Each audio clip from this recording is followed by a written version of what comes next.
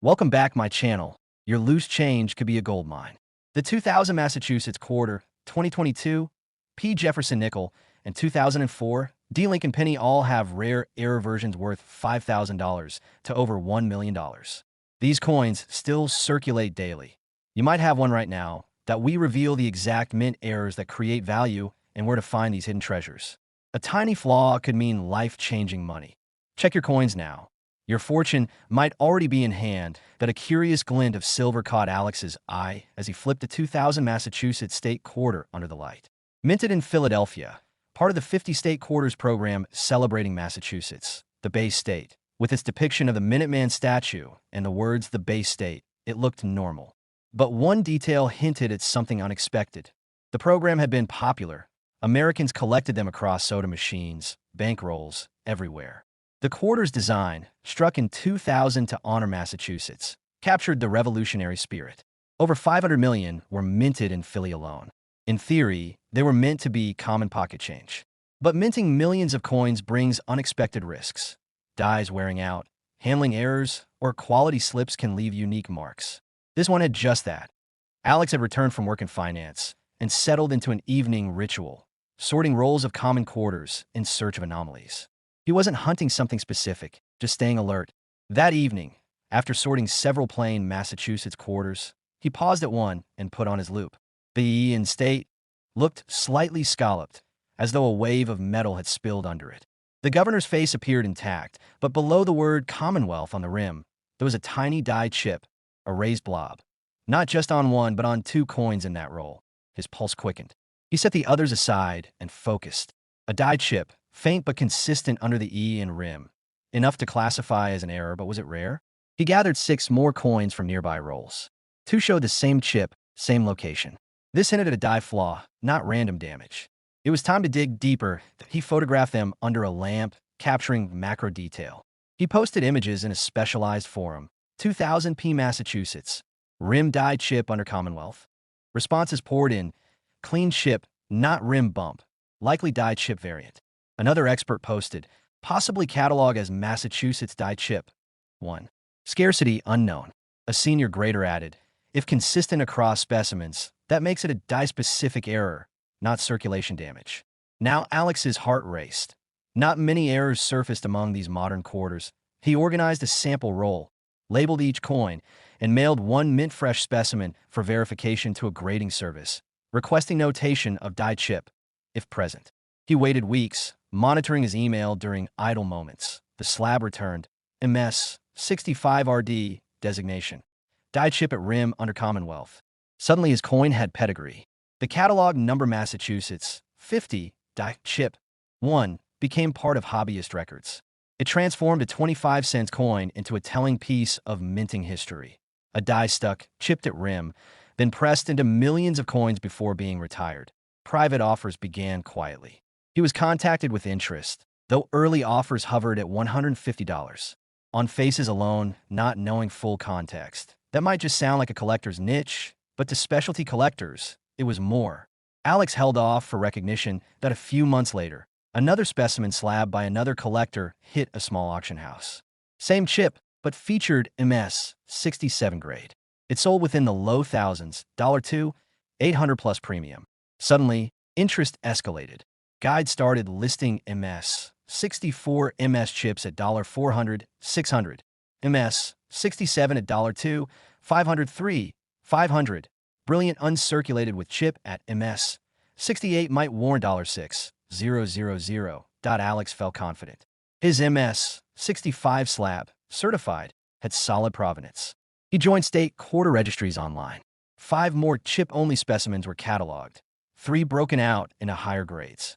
The community began tracking die life. Minted only at Philadelphia, early versus late die stages debated.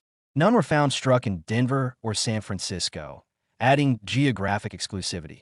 Then came the twist. A collector in California posted a photo of a shining -58 Australian dollar specimen with the same rim chip, but it had more.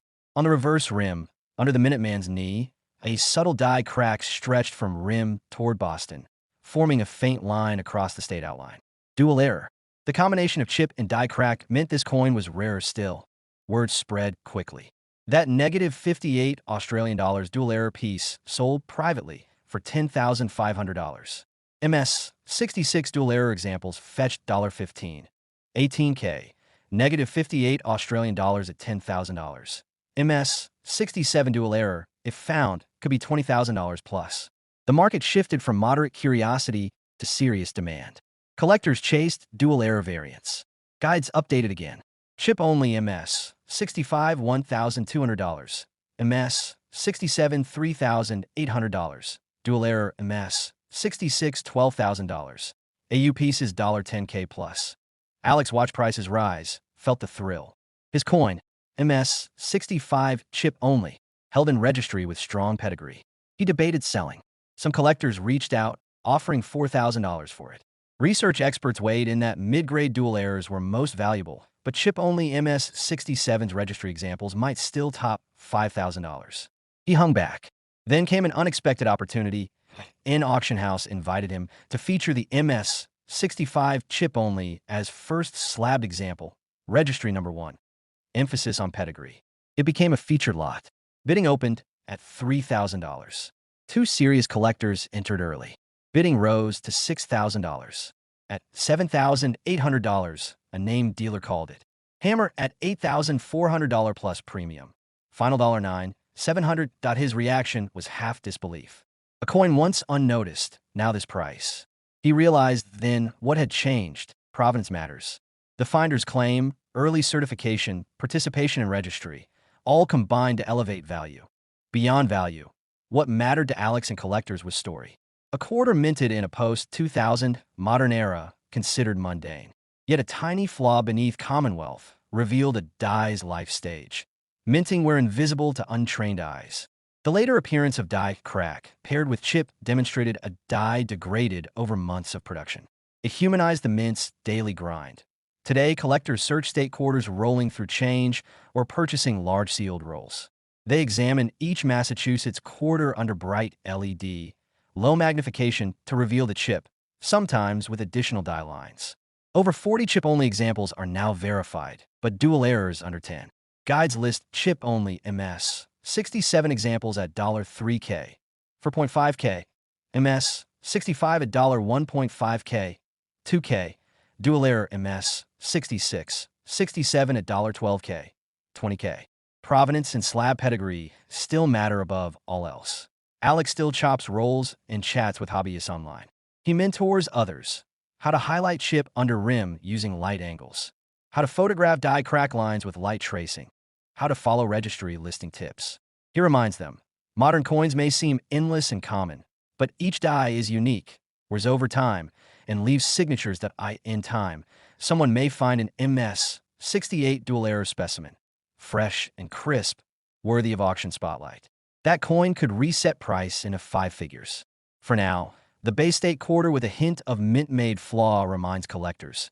Even in routine change, history and chance collide, if you're watching closely enough. A soft nickel glow caught Amelia's attention as she flipped a freshly acquired 2022 P. Jefferson 5-cent coin under her loupe. The flush of Philadelphia mint production, modern, steady, and unremarkable, typically poured out perfect nickels stamped with Jefferson's profile and Monticello on the reverse.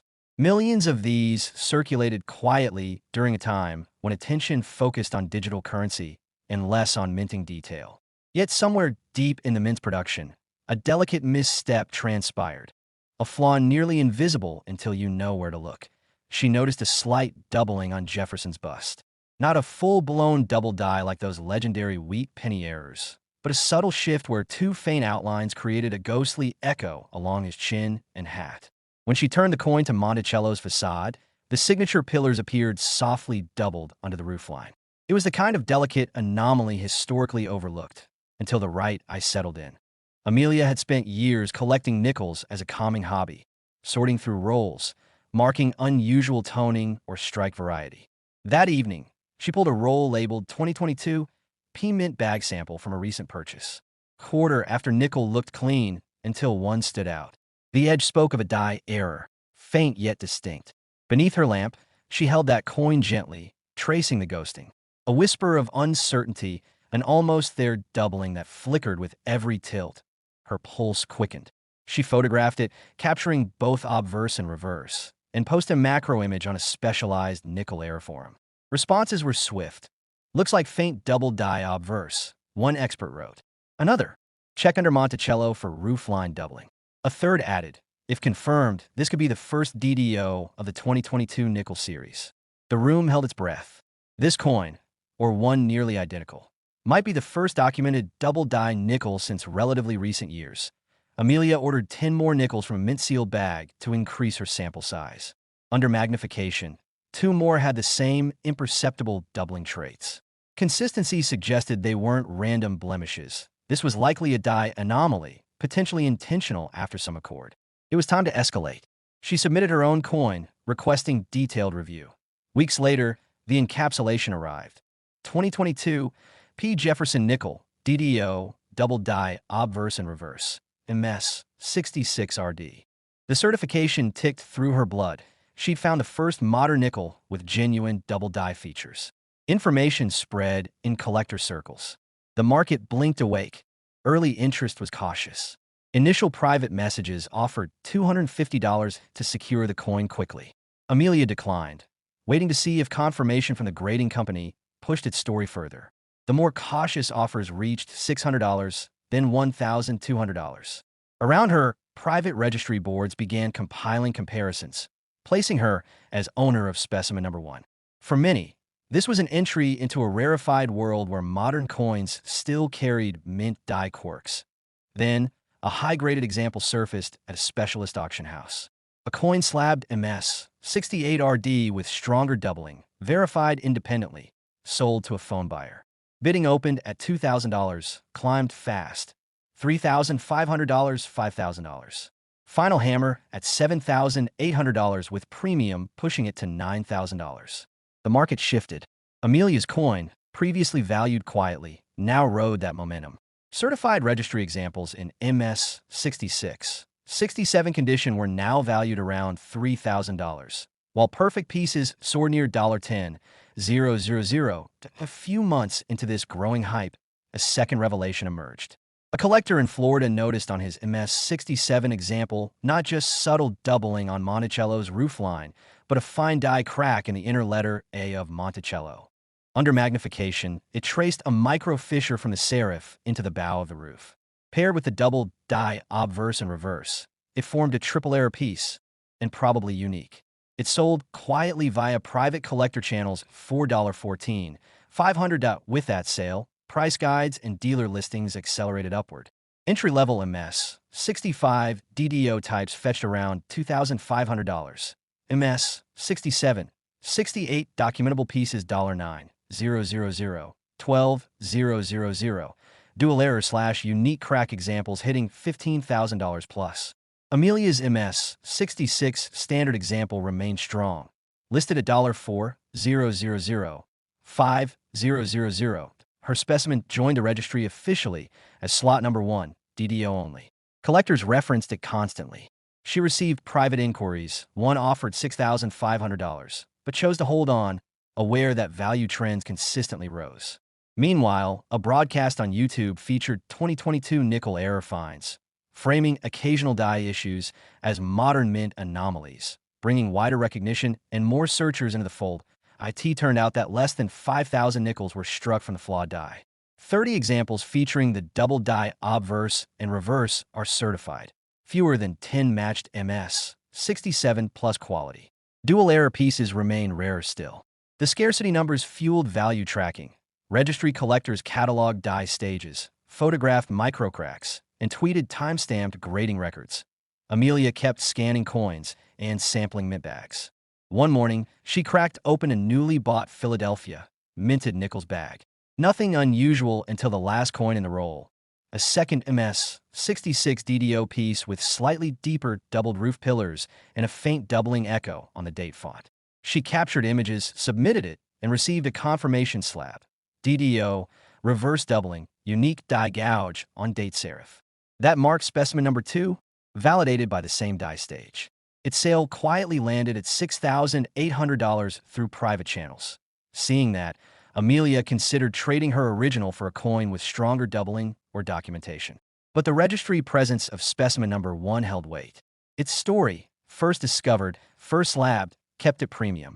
Without signature micronotch or subsequent error markers, top-tier coins held equal or greater financial weight, but lacked that origin pedigree. Now, price band settled. Entry-level DD-only coins in MS 65, 66 range trade at $3,000, 4, 500. MS 67 plus coins at $7,000, 12,000. Dual error / unique specimen surpass $14,000. The market remains active, driven by registry lists, auction sales, and dealer offers. But another twist looms. A rumor surfaced of opposable Mississippi, minted, no mint mark, nickel sharing the same doubling. If verified, it would be categorized as Philadelphia, die used in coinage test strikes, or an unrecorded play in Philadelphia's die usage. Word is being quietly passed to grading services. Should one surface, its value could rival or surpass the dual error specimen simply due to scarcity and geographic oddity. Fake T-coin shows. Dealers now spotlight 2022 nickels with doubled pillars. The quiet doubling sparkles under LED shining across Monticello roofline. Collectors pore over coin stacks, loop poised to catch that microgem. Amelia still chases rolls, but her journey is more of guidance now. She records YouTube videos explaining how light angle magnifies doubling, how to run rim rotations to catch date doubling, and how registry participation influences value. She smiles when a new registry entry appears, a collector posting a clear MS 66 DDO nickel from a bag purchased in Kansas. The chain continues. Values shift as coins grade higher or new flaws are spotted. The modern mint, once thought flawless, proves otherwise. Perfectly straight dies eventually curve, or small burrs form, or hub pressures fluctuate. Even in the 21st century, every coin can still surprise. Amelia's original nickel remains top of the registry. She watches quietly its valuation trends. An unpublished but rumored $5, 6K retail on the most active channels. But she knows the real thrill lies in the discovery, in the hidden printing of industrial process in metal, and in the hush of history made manifest in a silver Jefferson nickel. If someone finds the Mississippi piece, the story could rewrite itself. And perhaps another tiny double pillow margin will emerge on the reverse. Somewhere, in a thick roll of modern nickels, another anomaly gleams, waiting for patient light and careful vision. Proof that even today, coins live silent secrets. A single 2004 D. Lincoln penny emerged from the Denver Mint like millions before it. 95% copper-plated zinc, bearing Lincoln's familiar profile on the obverse and the Union Shield reverse. It was a time when wheat cents were distant history, and the mint churned out familiar circulation pieces by the millions. Yet, somewhere in that automated, high-speed process, something went unexpectedly awry. A small misalignment that would transform this ordinary coin into a numismatic treasure. Chicago-based collector Marcus had an instinct for oddities. He crushed through rolls of pennies, mostly modern, mostly unremarkable. He knew Lincoln's chin, his coat edge, every ridge of a shield. One evening, sifting through green paper sleeves, something glinted under the D mint mark. The date looked correct, 2004, but a fine double line shimmered beneath the mint mark, a nod of metal echoing the D, barely visible under magnification. He paused. Tested the coin in different light. Held it sideways. A micro die crack emerged, radiating subtly from Lincoln's ear toward the rim.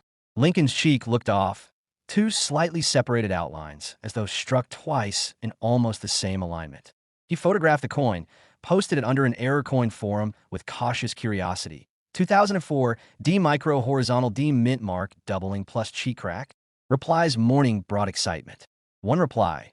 Looks like a DDO double die obverse for this year rare. Another added. Micro mint mark doubling is not standard. Could be a repunched mint mark variant. An expert suggested submitting a slab. Marcus felt his heart pound. Was this more than curiosity?